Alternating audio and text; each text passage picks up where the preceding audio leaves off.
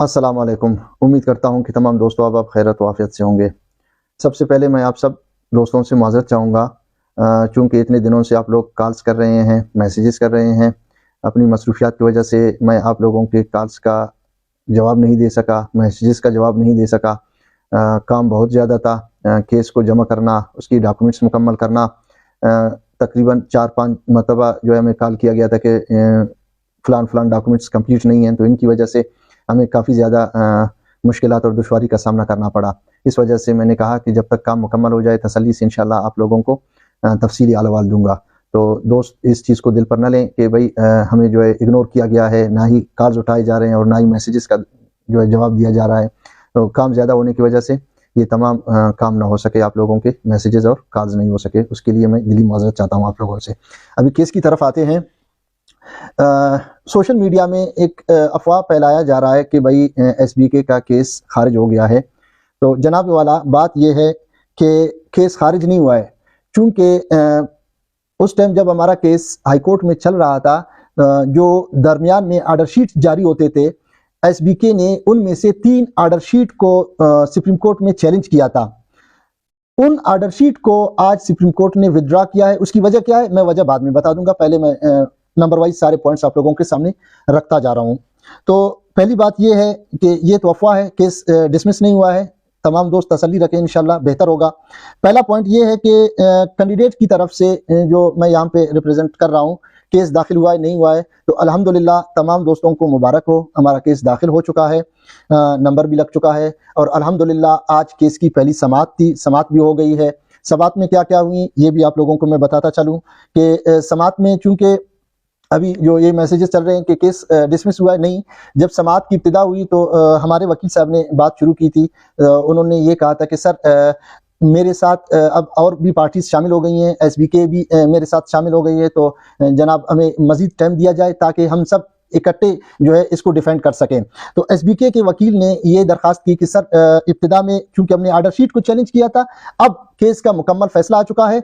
हमारी दरखास्त है कि मुअज़्ज़िज़ अदलिया वो ऑर्डर शीट जो है उनके केस को विथड्रॉ करें, हम नए सिरे से केस दाखिल करेंगे, हम मुकम्मल फैसले को चैलेंज करेंगे। तो इस वजह से आज केस पे ज़्यादा काम नहीं हो सका, सिर्फ और सिर्फ हमें अगला डेट मिला है। वो अगला डेट कब जो है सामने आएगा ये इंशाल्लाह चंद दिनों में सुप्रीम कोर्ट की साइट में हमें पता चलेगा।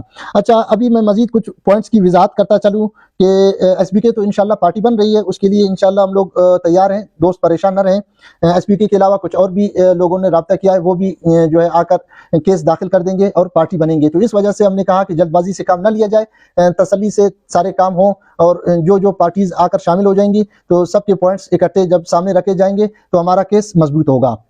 अच्छा, एक पॉइंट ये है कि दोस्त ये पूछ रहे हैं कि अभी एचईसी इश्तिहार देगी या नहीं। तो देखें, केस जब सुप्रीम कोर्ट में दाखिल हो गया है तो इंशाल्लाह अब एचईसी इश्तिहार नहीं दे सकता। उसकी वजह यह है क्योंकि पहले केस दाखिल नहीं था, तो एचईसी जो है चूंकि एक अदालत के मातहत इदारा है, बलूचिस्तान हाई कोर्ट के हुक्म के मुताबिक उसे हर हाल में इश्तिहार देना चाहिए था। अब वो इश्तिहार नहीं दे सकता चूंकि अब केस जो है सुप्रीम कोर्ट में आ चुका है, एचईसी इंशाल्लाह इश्तिहार नहीं देगी। अच्छा, इसके अलावा दोस्त ये पूछ रहे हैं कि हम लोग तैयारी करें या ना करें, आया इस दौरान अगर एचईसी ने इश्तिहार दे दिया तो हम फिर परेशान हो जाएंगे। तो देखें, आप सिर्फ और सिर्फ एचईसी के टेस्ट के लिए तैयारी ना करें। आप अल्हम्दुलिल्लाह इतने पढ़े लिखे हैं, आपको समझना चाहिए कि भाई आपको न सिर्फ एचईसी का टेस्ट, बाकी आपको तमाम टेस्टों के लिए तैयार होना चाहिए। तो आप हमावक्त तैयारी में रहें, किताबों के साथ मुंसलिक रहें, हमेशा स्टडी करते रहें। स्टडी से आपको भी फायदा होगा। अगर एचईसी ने खुदा न खास्ता में रिलीफ नहीं मिली, एचईसी ने टेस्ट कंडक्ट कर लिया तो आपका फायदा होगा, आप टेस्ट पास कर लेंगे। अगर हमें अल्हम्दुलिल्लाह सुप्रीम कोर्ट से रिलीफ मिल गई तो आप जो है आगे आपके लिए आसानी होगी, आपकी तैयारी पहले से मुकम्मल है, आप बच्चों को अच्छी तरह से पढ़ा सकेंगे। तो इस वजह से मैं ये मशवरा दे रहा हूं तमाम दोस्तों को कि बिल्कुल तैयारी करें, तैयारी से न घबराएं। तैयारी आपको हर हाल में करनी है। तैयारी आपको सिर्फ एसबीके, एचईसी या बलूचिस्तान पब्लिक सर्विस कमीशन नहीं, बल्कि दूसरे तमाम इदारे जो भी टेस्ट लें या जिस तरह का भी टेस्ट लें वो तो आपको काम देगा। आप हर सूरत में तैयारी कर लें। तैयारी से मैं किसी को नहीं रोक रहा, मैंने आज तक किसी को ये नहीं कहा कि आप ना पढ़ें। इस तरह तो नहीं हो सकता कि मैं आप लोगों को कहूं कि भाई आप लोग तैयारी ना कर लें। बेशक तैयारी कर लें, इस टेस्ट के लिए, अगले टेस्टों के लिए, सबके लिए आप लोगों ने तैयार रहना है। अच्छा, अब बात यह है कि कुछ दोस्त पूछ रहे हैं कि भाई आज की समाअत के बाद अगला डेट कब मिलेगा। तो देखें, सुप्रीम कोर्ट में और हाई कोर्ट में एक फर्क है।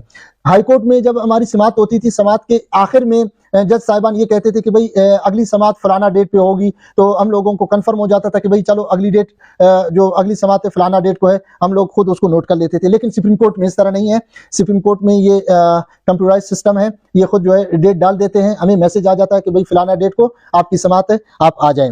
अच्छा, अब लास्ट में मैं आप तमाम दोस्तों से ये दरखास्त करूंगा कि सोशल मीडिया की फितने पे न पड़े।